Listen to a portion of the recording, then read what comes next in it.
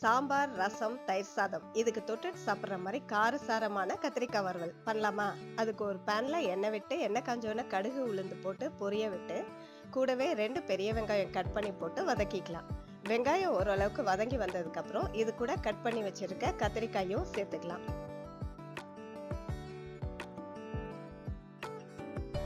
கத்திரிக்காய் ஓரளவுக்கு வதங்கினதுக்கு அப்புறம் இதுக்கு தேவையான உப்பும் சேர்த்து வதக்கிக்கலாம். இது கூடவே 1 டேபிள் ஸ்பூன் மிளகாத்தூளும் சேர்த்துக்கலாம். மிளகாத்தூள் உங்க காரத்துக்கு ஏத்த மாதிரி சேர்த்துக்கங்க. இதுக்கு இப்போ ஒரு மசாலா ரெடி பண்ணிக்கலாம். அதுக்கு 1 டீஸ்பூன் ஜீரகம், 1 டீஸ்பூன் மிளகு, 1 டேபிள் ஸ்பூன் முழு மல்லி, 2லேருந்து 3 டேபிள் ஸ்பூன் நிலக்கடலை இது எல்லாத்தையும் ட்ரை ரோஸ்ட் பண்ணிக்கலாம். ஸ்டவ்வை சிம்ல வச்சு செய்யுங்க, கரிஞ்சிடக்கூடாது. இதை ஆற வச்சு பொடி பண்ணிட்டு வந்துடலாம். பவுடர் பண்ணின இந்த மசாலா தூளை கத்திரிக்காய் கூட சேர்த்து நல்லா கிளறிக்கலாம்.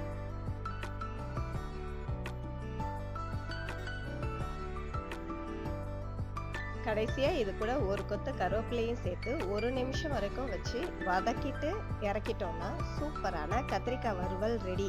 டேஸ்ட் அல்டிமேட்டா இருக்கும். கண்டிப்பா ட்ரை பண்ணி பாருங்க. வீடியோ பிடிச்சிருந்தா லைக் பண்ணி சப்ஸ்கிரைப் பண்ணுங்க.